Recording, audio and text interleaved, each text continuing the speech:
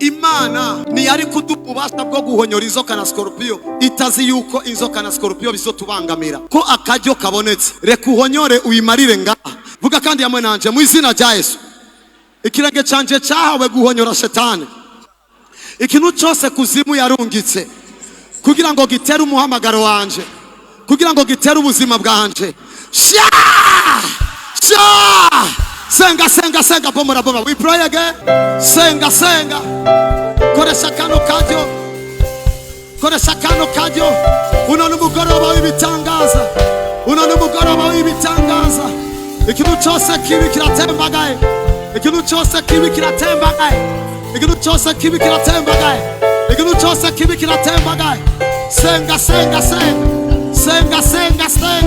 Senga watura. Senga usambura. Icyo umwansi yakoreyeko, icyo umwansi yahagazeko, icyo umwansi afise kubikwerekeye. Nimba ari foto yawe, nimba ari impuzu yawe, icyo abarozi bakoreyeko, sambura mu izina rya Yesu.